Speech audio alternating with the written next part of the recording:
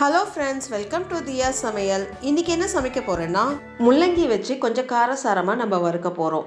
இந்த வறுவல் பார்த்தீங்கன்னா நீங்கள் தயிர் சாதம், சாம்பார் சாதம், ரசம் சாதம், கீரை சாதத்து கூட வச்சு சாப்பிட்டு பாருங்கள். செம்ம டேஸ்ட்டாக இருக்கும். வாங்க எப்படி செய்கிறதுன்னு பார்க்கலாம். சமையல் அறைக்கு போகிறதுக்கு முன்னாடி இப்போ தான் ஃபர்ஸ்ட் டைம் என் சேனலை பார்க்குறீங்கன்னா என் சேனலை சப்ஸ்கிரைப் பண்ணிவிட்டு பக்கத்தில் இருக்க பெல் ஐக்கானை கிளிக் பண்ணிவிட்டு வாங்க. முள்ளங்கி வறுக்க ஒரு பேன் எடுத்துக்கோங்க. பேன் நல்லா சூடான பிறகு ஒரு ஸ்பூன் எண்ணெய் சேர்த்துக்கோங்க. எண்ணெய் நல்லா சூடான பிறகு அரை ஸ்பூன் கடுகு சேர்த்துக்கோங்க. 1/4 ஸ்பூன் சீரகம் சேர்த்துக்கோங்க. அரை ஸ்பூன் உளுந்து சேர்த்துக்கோங்க. கடுகு நல்லா வெடிச்சு உளுந்து லைட்டாக செவக்க ஆரம்பிக்குது. இப்போ இதில் 3 காஞ்ச மிளகாய் சேர்த்துக்கோங்க. 5-6 பல்லு பூண்டை நல்லா இடித்து சேர்த்துக்கோங்க. 2 பச்சை மிளகாவை நறுக்கி சேர்த்துக்கோங்க. கொஞ்சம் கருவேப்பிலை சேர்த்துக்கோங்க. எல்லாம் சேர்த்து ஒரு 30 செகண்ட் மீடியம் ஃப்ளேமில் நல்லா வறுத்து விட்டுக்கோங்க. 30 செகண்ட் எல்லாம் ஒன்று சேர நல்லா வறுத்து விட்டாச்சு. இப்போ இதில் ஒரு மீடியம் சைஸ் வெங்காயத்தை நறுக்கி சேர்த்துக்கோங்க. வெங்காயம் நல்லா சாஃப்டாக வதங்கி அதோடைய கலர் லைட்டாக சேஞ்ச் ஆகி வரும். அந்த அளவுக்கு வதக்கி விட்டுக்கணும். ஒரு 1லேருந்து 2 நிமிஷம் வதக்கி விட்டிங்கன்னா வெங்காயம் நல்லா சாஃப்டாக வதங்கி வந்துடும்.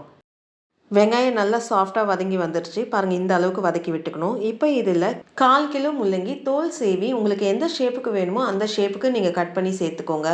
முள்ளங்கி சேர்த்து எல்லாம் ஒன்று சேர ஒரு 2 நிமிஷம் நல்லா வதக்கி விட்டுக்கோங்க. எல்லாம் ஒன்று சேர ஒரு 2 நிமிஷம் வதக்கி விட்டாச்சு. இப்போ இதில் ட்ரை மசாலாவை சேர்த்துக்கலாம். 1/4 ஸ்பூன் மஞ்சப்பொடி சேர்த்துக்கோங்க. 1 ஸ்பூன் குழம்பு மிளகாத்தூள் நல்லா கோபுரம் மாதிரி எடுத்து சேர்த்துக்கோங்க. தேவையான அளவு உப்பு சேர்த்துக்கோங்க. 1/4 ஸ்பூனில் பாதி கரம் மசாலா தூள் சேர்த்துக்கோங்க.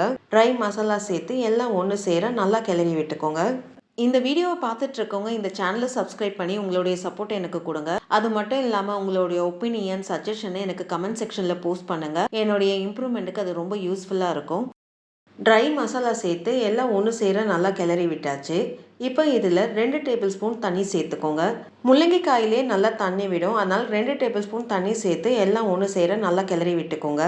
தண்ணி சேர்த்து எல்லாம் ஒன்று சேர நல்லா கிளறி விட்டாச்சு. இப்போ மூடி போட்டு 5 நிமிஷம் லோ ஃப்ளேமில் எல்லாம் ஒன்று சேர வேகட்டும்.